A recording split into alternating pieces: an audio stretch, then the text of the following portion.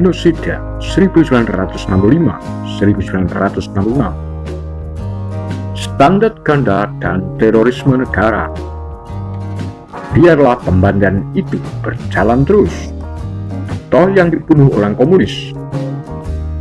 Begitulah standar ganda perkemanusiaan dan hak asasi manusia yang dianut rezim barat, yang mereka terapkan sebagai yang telah dianut jurnalisme majalah Time dan artikel Vengeance in Smile pada 15 Juli 1966 yang melukiskan pembandaan massal itu sebagai kabar paling bagus bagi barat selama bertahun-tahun di Asia.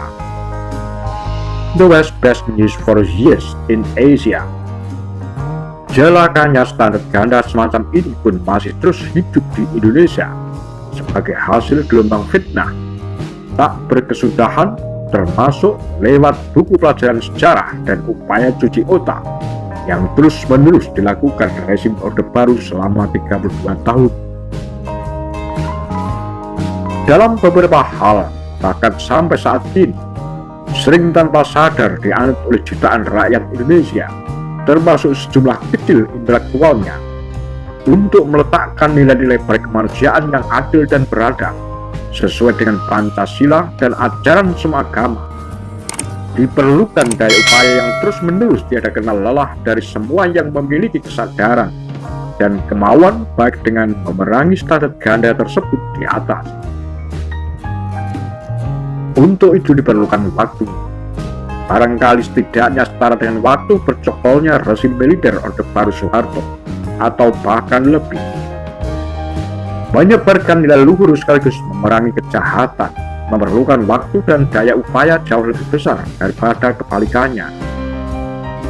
Apabila terorisme didefinisikan sebagai ancaman, penistaan, dan pembantaian terhadap penduduk sipil dalam jumlah amat besar dan dalam waktu pendek, terhadap mereka yang tidak tahu menahu urusannya, tidak memiliki kemampuan melawan atau membela diri sendiri beserta keluarganya, serta tanpa peluang menyelamatkan diri, maka ini merupakan terorisme paling hebat dan mengerikan di zaman modern. Terorisme yang dilakukan oleh negara. Dipetik dari Hari Sutejo, secara gelap di GWS, upaya mengelak tanggung jawab jumlah petinggi militer seperti yang pernah ditulis Jenderal Yasir Hadibiroto yang membanggakan diri sebagai eksekutor DNID. Ketika itu 1965-1966 merupakan keadaan perang. Selanjutnya sejumlah pelaku dan penulis pendukung Orba menggambarkan seolah-olah ketika itu dalam keadaan membunuh atau dibunuh. Itu semua bohong dan tidak ada buktinya.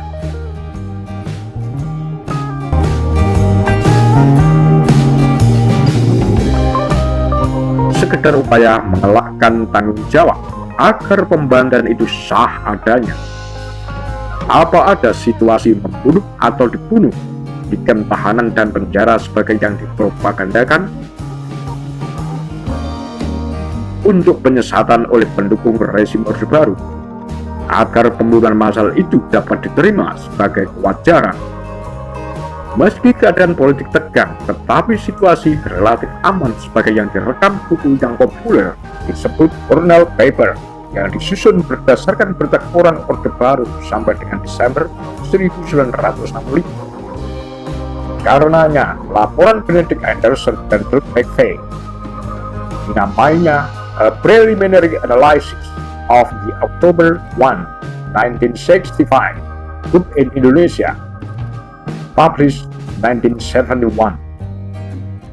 Fakta-fakta yang terhimpun dalam buku ini didukung dan dilengkapi dengan fakta-fakta berupa sejarah lisan dari berpuluh-puluh narasumber yang mengalami langsung pada 1965, 1966, yang antara lain terekam dalam buku John Rosa dan kawan-kawan, Tahun yang Tak Pernah Berakhir, terbit 2004, dan H.D. Haryo Sasongko, Korupsi Sejarah dan Kisah Derita Akar Rumput, terbit 2005. Pembunuhan itu dilakukan dengan senjata kerdil pasukan militer, juga dengan menggunakan golongan anti komunis yang termakan propaganda hitam dan rakyat yang dipaksa dan melakukannya baik dengan sengaja, baik dengan senjata api maupun senjata tajam termasuk amunisi.